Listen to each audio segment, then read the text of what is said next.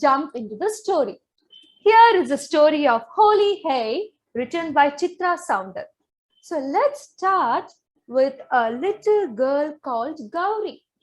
She was watching the moon and counting the days for Holi. She was living with her mom, dad, grandma, grandpa, and her little brother Anish. The next morning, grandma got a bowl of colored paper.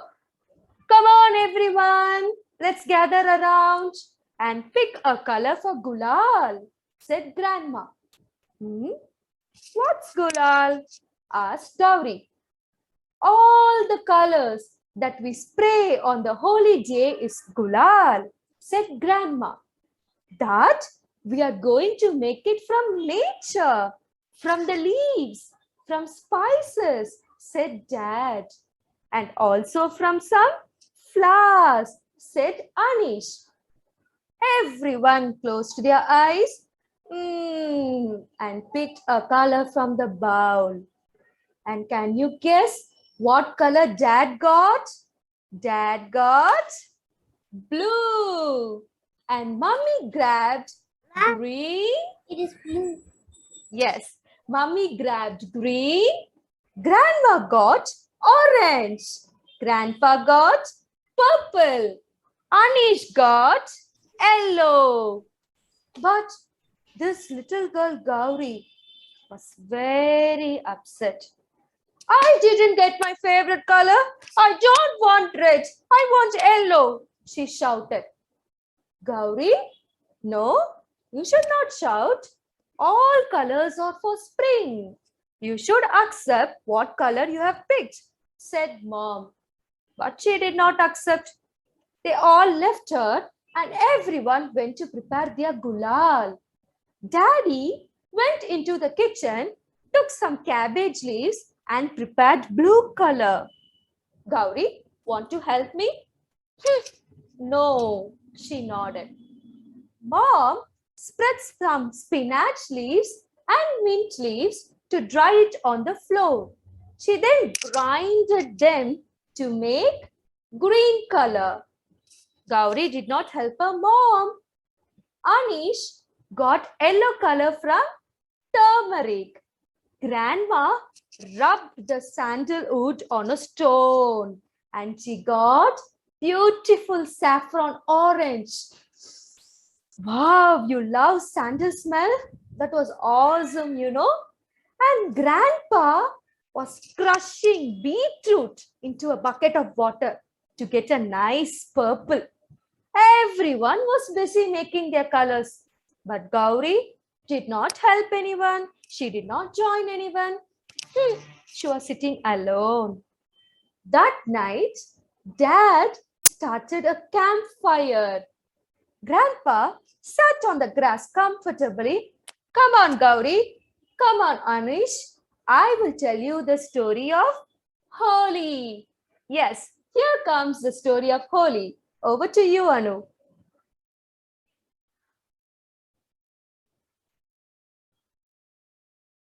Okay.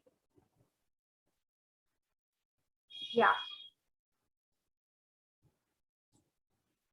Oh, so many years ago, there lived a wicked king called Hiranyakashipu.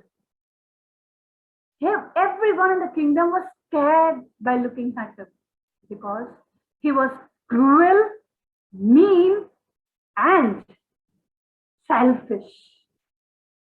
He wanted everyone to worship him as a god.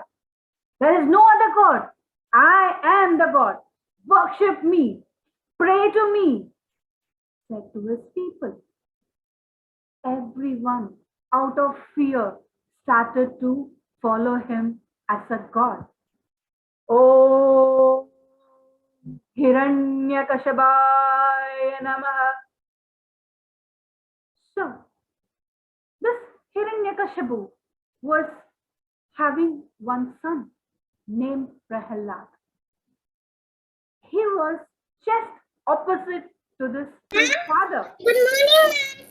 Sorry, ma'am, I'm late. Oh, it's okay, baby. Let's listen to the story. Come on. He was just opposite to his father. Very kind, gentle, and soft-hearted. One fine day, this little boy Prahalad was sitting in his room deep in the meditation.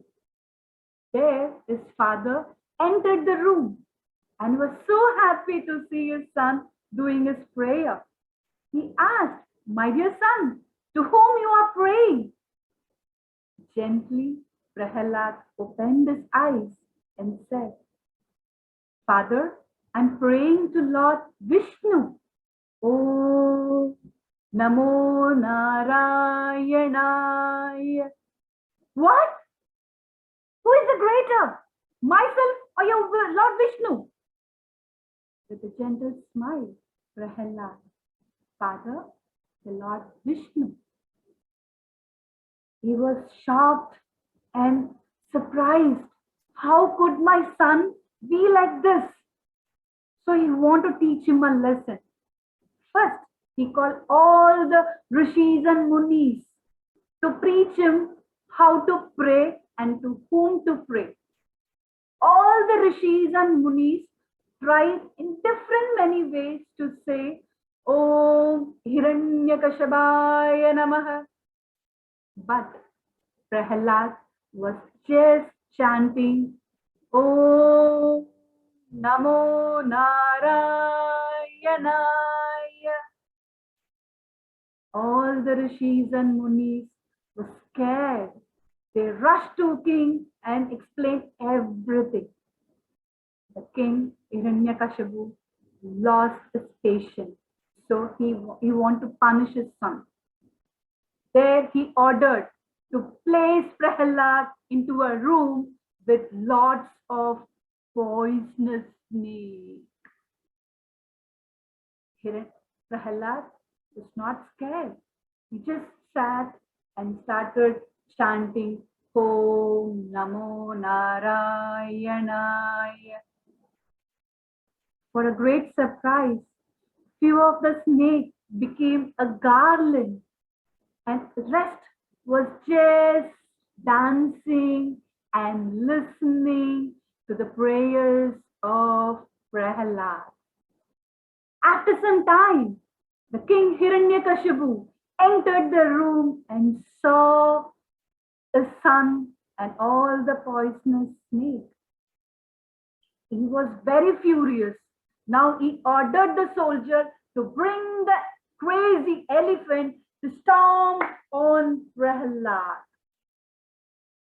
Prahalad lay down on the ground and just chanting, "Om Namo Narayanaya." The crazy elephant came with a louder sound and just lifted up its lumpy leg, and there it got froze for a second. It was a surprise for everyone.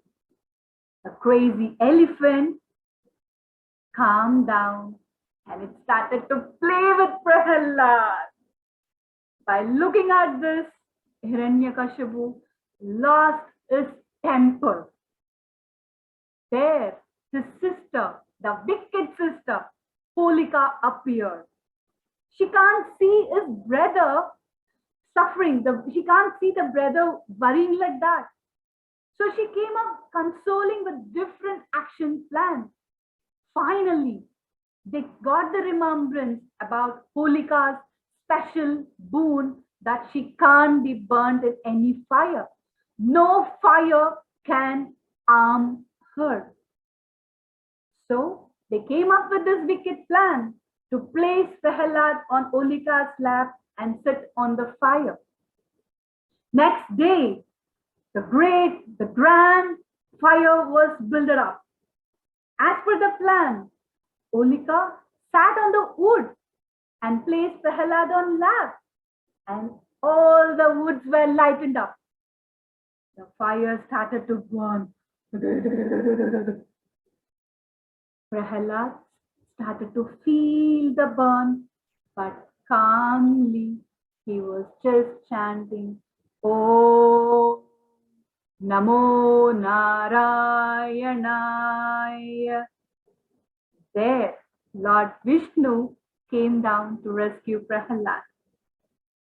But Holika was laughing at Prahalad. "No one will save you. Your end has come." Oh my God! I can feel the fire is consuming me. Fire is consuming me. Nothing happened to Prahalad. At the end of the fire, Holika was not seen. The fire consumed her and she turned into ashes because she used her special boon to hurt others. Every year, the day before the Holi, the big fire is burnt to signify the victory of good over the evil. And it deposits the loss of Holika and evil with us. And thus Holi is celebrated because of Prahlad's survival every year. Do you want to know why we use colors for celebrating Holi? That's a different story. Stay tuned for that. Let's go back to our Gauri story. Over to you.